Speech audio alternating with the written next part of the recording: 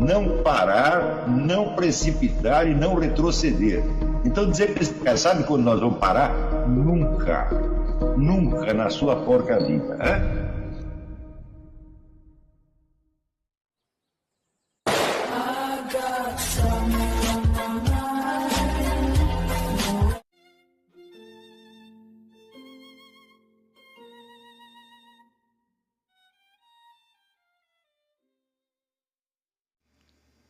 E aí pessoal, tranquilo? Então vem aqui antes do vídeo começar, pedir para vocês se inscreverem, quem não for inscrito, compartilhar, curtir, comentar. Quem puder seja membro do canal, que isso ajuda bastante. Tem também o link do Apoia-se. Quem puder ajudar nosso canal e apoiar financeiramente vai ser muito bem-vindo. Mas o mais importante é transmitir o conteúdo e os conhecimentos do professor Olavo de Carvalho para mais e mais brasileiros. Então compartilhe e ajude aí nossa causa. Muito obrigado a todos os membros, apoiadores do canal. Fico muito feliz. Tenho certeza que a gente está no caminho certo. Então fiquem com o vídeo e até mais. Valeu! Mas eu também não é uma palavra como a maioria das outras. Não se refere a um ato, a um objeto definido, pronto, acessível à experiência comum.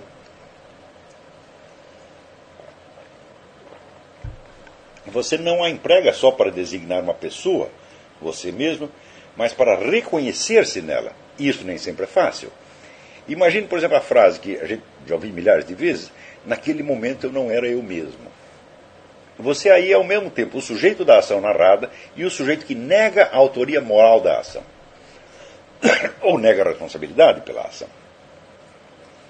Por exemplo, quando você estava bêbado, né? Quem foi? Quem era que estava bêbado? Era você. Quem foi que agia assim? Foi você. Ah, mas é como se dissesse, não era eu inteiro. Eu estava desprovido de uma parte essencial das minhas funções que me tornaria o responsável pelo ato. Né? Então aí você se desdobrou, vamos dizer, num eu agente físico e num eu agente moral. E esses dois estão em conflito e você não consegue articular um com o outro. É esta impossibilidade de articular que você está designando naquele momento com a palavra eu. Então você vê que não se trata de um objeto, evidentemente, né?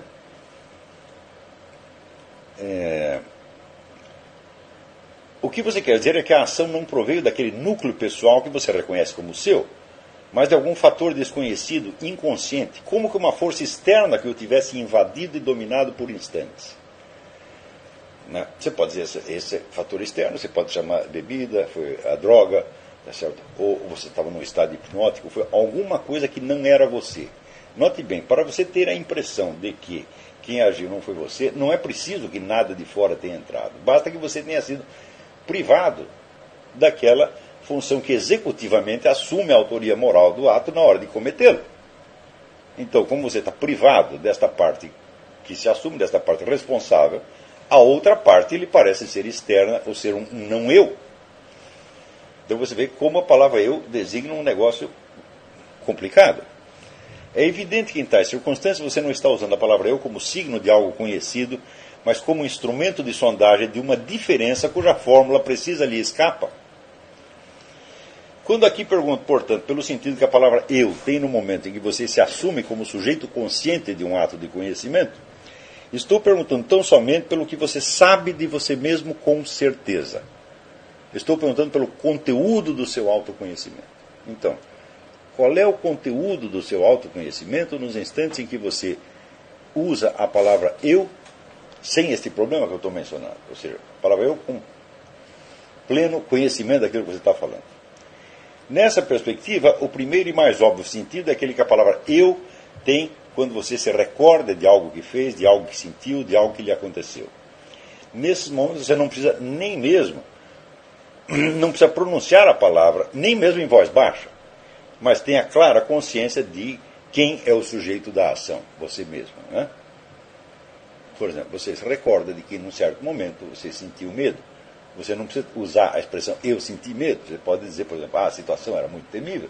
Mas é claro que o eu está subentendido, você está subentendendo que o sujeito, tá certo, desse estado era você mesmo. Note que nunca em tais circunstâncias lhe aconteceu de confundir-se com um outro. Tá? Sempre que você se lembra de algo que você sentiu, de algo que você fez, de algo que lhe aconteceu, você sabe que é você. E você nunca pensa que você é um outro, a não ser que você seja um esquizofrênico. Porque exatamente esquizofrênico é isso, ele perdeu esta função. Nós então vamos descontá-los. O caso do esquizofrênico a gente pode estudar mais tarde, né? Mas o esquizofrênico às vezes fica persuadido de que ele é você. Tá certo? Ele, por exemplo, ele boceja, diz que você bocejou.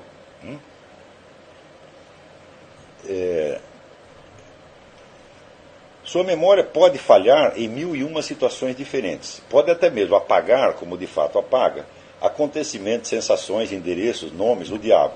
Mas quando você se recorda claramente de ter feito, sentido, desejado ou pensado algo, sempre se recorda disso como ação sua, como estado seu, como experiência sua, jamais de um outro. Aliás, o recordar-se é precisamente saber que foi você, né? Não há aí a menor possibilidade de confusão. A nitidez do fato recordado é diretamente proporcional ao senso de identidade entre a pessoa que recorda e o sujeito das ações recordadas. Na verdade, a recordação é essa identidade. Quer dizer, no instante da recordação, você se identifica com o sujeito da ação ou do estado que você está recordando. Um segundo sentido é o que a palavra eu tem quando você a usa para dizer o que deseja, pensa ou sente no preciso momento em que o diz. Por exemplo, você diz: fulaninha, por favor, vai buscar um café para mim. Então você não usou a palavra eu, né? Você usou o mim, o pronome indireto. Mas quer dizer, a referência que está dada é você, quer dizer, é você que deseja o café e você está expressando esse desejo, né? Aí o pronome pessoal pode vir implícito, embutido invisivelmente numa ordem ou pedido. Quando você profere essa ordem ou pedido, não usa geralmente a palavra eu, mas está obviamente se referindo a você mesmo como fonte da mensagem. Um terceiro sentido aparece quando você fala de você mesmo a terceiros. A faixa do que eles sabem de você ou do que você pode comunicar a eles sobre a sua pessoa é somente um recorte ínfimo dentro do conjunto do que você sabe sobre você mesmo na solidão da sua consciência. Não que seja necessariamente falso ou fingido. Por mais sincero que você seja, não pode dizer tudo o que sabe de si próprio. Tem de selecionar. A seleção cria certas figuras constantes, e mais ainda, você seleciona diferentemente conforme você está falando para pessoas diferentes. Você não vai falar as mesmas coisas para o seu filho de 3 anos, para a sua mulher, para vamos dizer, um amigo de 20 anos, ou para um cara que você acaba de conhecer, ou para uma pessoa a qual você está pedindo emprego. Não são as mesmas informações que você transmite.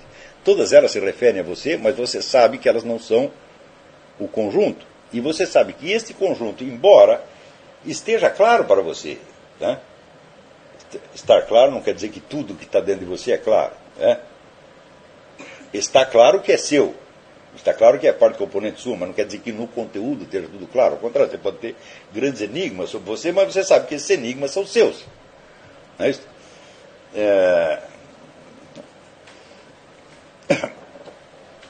A seleção cria certas figuras constantes, papéis sociais, que você apresenta costumeiramente nos diversos grupos e ambientes que frequenta, podendo haver diferença maior entre as várias figuras, conforme o grau de intimidade, as convenções vigentes em cada meio social e os objetivos da convivência.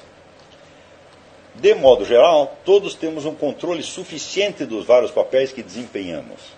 E sentimos ter cometido uma gafe quando nos comportamos num determinado meio de maneira que seria mais apropriada em outro.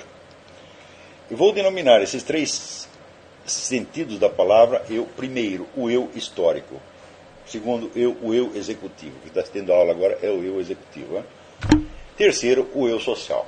Existe uma série de interpenetrações entre esses 3 eus. Tá certo? Então, aqui termina o texto, eu vou prosseguir a explicação oralmente. E depois passá-la por escrito.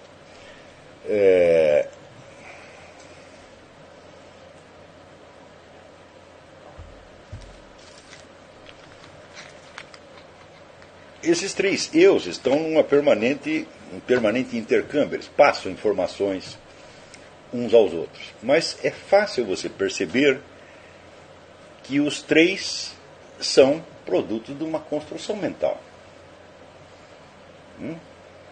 Quer dizer, o eu histórico é o conjunto das recordações que você aceita como suas. Todos nós temos blocos inteiros de memória que desapareceram. Não é isso? Existe um texto do Samuel Beckett, eu creio que eu já mencionei aqui, em que está um sujeito deitado, doente, aparentemente moribundo, e aparece uma figura, meio de sonho, conversando com ele e tomando satisfações. Então essa figura é como se fosse a própria consciência dele. E a figura pergunta para ele: você estava conscientemente presente na hora do seu nascimento? E ele fala: não. Então como é que você sabe que você é você? Ora, é evidente que você é você, mas você não estava conscientemente presente lá, então você não é testemunha do seu próprio nascimento. Isso significa o quê? O seu nascimento não é um dado da sua consciência, embora ele exista. Então aí nós vemos o seguinte, que existe uma diferença, existe um abismo entre o que você realmente é, entre você como pessoa existente, e os três eus que eu acabo de mencionar. Nenhum dos três, nem o seu eu histórico, nem o seu eu executivo presente, nem o seu eu social, esgota a sua realidade de ser humano efetivamente existente.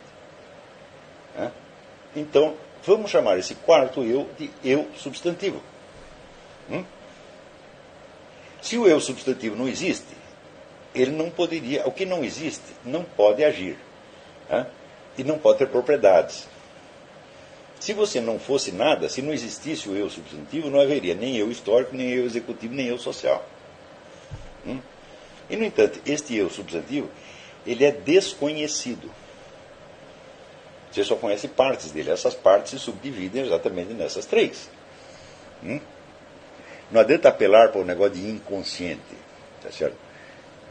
Então, se você fala consciente e inconsciente, você está dividindo as coisas conforme o seu conteúdo de consciência. E um inconsciente, por definição, não pode ser permanente, ele não pode ser uma coisa substantiva. Porque você pode tomar consciência de uma coisa que você não tinha consciência antes. Então, o seu inconsciente já mudou. Não é isso? Então, o inconsciente não é uma parte, não é um aspecto. Inconsciente é apenas um estado, uma função. Inconsciente é aquilo que você ignora num determinado momento. Seja por ignorância natural, como, por exemplo, você ignora o seu próprio nascimento. Você sabe dele. Até na autobiografia do Chesterton, que é uma maravilha, ele diz, como eu sou um sujeito incrédulo, acredito em tudo que me dizem, eu declaro que eu nasci no dia tal, tantas horas, porque assim me contaram. Então, a noção de consciente e inconsciente, ela só vale se ela for atenuada com esse reparo de que, vamos dizer, são funções e posições recíprocas em permanente mudança, e não estados, não coisas reais. Um sujeito que trabalha com a psicanálise, por exemplo, eu me lembro de ter lido no livro do Dr. Gérard Mandel, que é um grande psicanalista francês, ele diz que depois de ele ter trabalhado anos a fio com pacientes no divã, ele tem a impressão de que o inconsciente é uma pessoa real, você está entendendo? Que tem lá suas intenções, suas elucubrações, suas espertezas, etc. Mas é apenas uma impressão derivada do hábito. O inconsciente jamais pode ser uma realidade substantiva. Se fosse, isso tornaria impossível o próprio processo analítico, que consiste em quê? Transferir as coisas do inconsciente para o consciente. Está entendendo? Então, embora esse analista ele tenha essa impressão, o próprio livro dele mostra que essa impressão é falsa. Então, a famosa regra do Dr. Freud: onde houver id, haverá ego. Quer dizer, o id está continuamente se transformando em ego, e quando não se transforma, vem o psicanalista e ajuda a transformar. Então, eu não estou falando aqui de consciente e inconsciente, eu estou dizendo o seguinte: você sabe que você tem um eu histórico, por quê? Porque você se lembra de ter feito, sentido, pensado, várias coisas. Existe um eu executivo que está presente aqui agora, claro que está presente, senão você não estaria assistindo a aula. E existe um eu social, aliás, um eu social que se subdivide em vários papéis sociais. Note bem, o eu social não tem nada a ver com hipocrisia, com falsidade, tem apenas a ver com a seleção das comunicações que são possíveis para várias pessoas. A possibilidade da hipocrisia do fingimento, ela existe porque existe o eu social, senão seria impossível. Mas também, vamos dizer, é através do eu social que você estabelece relações autênticas, verdadeiras com outras pessoas. Né? Então não há nenhuma valoração implícita nesse negócio. Né? Eu não estou dizendo que eles sejam irreais, todos eles são reais. Né? Só que eles são reais enquanto criações da sua consciência.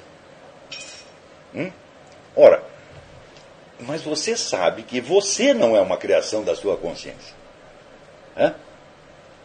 Então, se não existisse um eu substantivo por baixo desses três, os três não poderiam existir e muito menos poderiam se articular entre si. E, no entanto, esse quarto eu, o eu substantivo, você sabe que ele está presente, ele sempre esteve presente. Mas não há o que você possa dizer dele. Tudo que você disser dele, bom, você tem que transformar primeiro em eu histórico. Não é isso? Quer dizer, você vai falar do seu eu substantivo não em si mesmo, mas, por assim dizer, pelo resíduo de memória que ele deixou, ou por um raciocínio retroativo que você faz. Por exemplo, se eu estou aqui é porque eu nasci, embora eu não me lembre de ter nascido.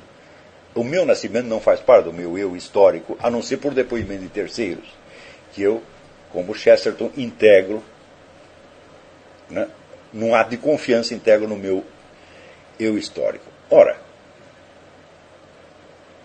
mas se desses quatro, só o que existe realmente em si mesmo, independentemente do que você faça ou deixe de fazer, é o eu substantivo, do qual você não pode saber nada diretamente, a não ser através desses três eus.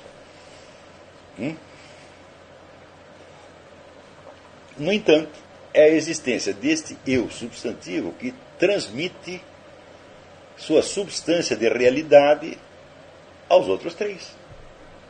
O eu histórico não pode ser verdadeiro em si mesmo, ele só pode ser verdadeiro com relação ao sujeito existente. O eu executivo, mesmíssima coisa, e o eu social, mesmíssima coisa. Então, existe um eu substantivo. Esse eu pode ser um mistério, para você mesmo, embora você o carregue 24 horas por dia. Então,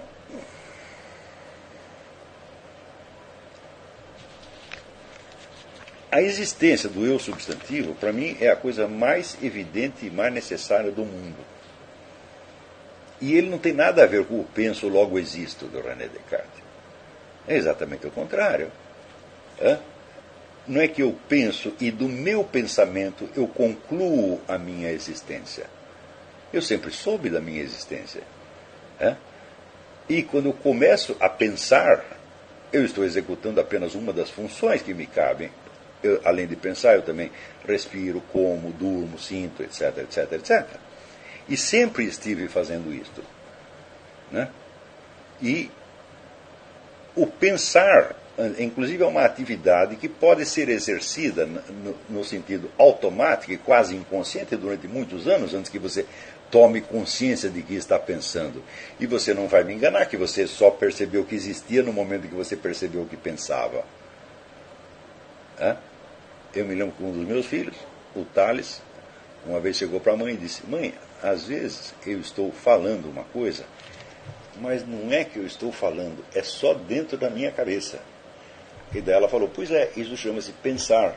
Ele disse: você também faz isso? Então, você vê, ele, naquele instante ele tomou consciência de que ele pensava, mas não vai dizer que ele antes não sabia que existia. Então, não é através da tomada de consciência do pensamento que nós tomamos consciência da nossa existência. Nós temos consciência da nossa existência. Não sei como. Essa consciência, quer dizer, é inerente à própria existência. Por quê? Porque nós não existimos como pedras, como minhoca, como porcos e espinhos, mas como seres humanos. E existir como ser humano é ter uma consciência humana. Então, é claro que a efetivação subjetiva dessa consciência pode ser, às vezes, obstaculizada, pode ser problemática, tá certo? Como, por exemplo, no famoso caso dos meninos lobos, crianças que foram perdidas e foram amamentadas por uma loba. O leite da loba tem esta capacidade de que ele é perfeitamente adequado ao ser humano. O leite das macacas também. Mas a primeira vez que a sua mãe subir na árvore, você vai cair e você vai morrer. Então, não pode ser criado por Tarzan, não pode existir. Mas o menino lobo, Mowgli, o menino lobo, pode existir. Então, essas pessoas não recuperam jamais a condição humana. Quer dizer, ficam se comportando como lobos. Mas, note bem, elas não perderam a capacidade de ter a consciência humana. Né? Eles simplesmente não têm como efetivá-la, mas a capacidade está lá de qualquer maneira. Então, a existência do eu substantivo é, por um lado, uma coisa bastante óbvia. Aconteceu algum treco aqui. Eu não sei se parou tudo ou parou só aqui. A transmissão continua normal? Normal. Então, um minutinho, que deu um problema aqui.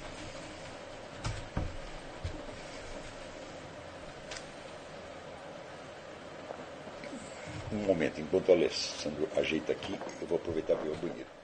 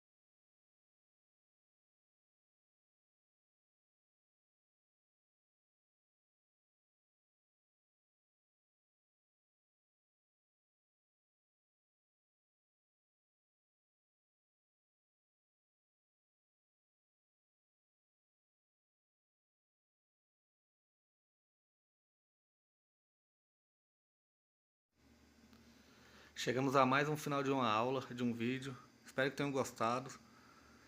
Quem não se inscreveu ainda, se inscreva, compartilhe, comente. Ajude o nosso canal, apoie, seja membro. E ajude o nosso canal a chegar a cada dia a mais brasileiros que precisam muito do conhecimento do professor Olavo de Carvalho. Então é isso aí, fique com Deus, até o próximo. Valeu! Então é isso aí, pessoal. Que é o nosso canal. Que são alguns livros que eu já li. A maioria foi doação, mas alguns eu adquiri, professor Olavo de Carvalho. Alguns livros se perderam aí que eu emprestei. Professor Alexandre Costa. A Bíblia Sagrada. 10 lições sobre Karl Marx. Indico a não ler esse livro, que é muito ruim mesmo. Alguns pensadores aqui que realmente, como o professor Olavo de Carvalho disse, não são pensadores. Valeu, tamo junto aí. Apoie nosso canal, seja membro.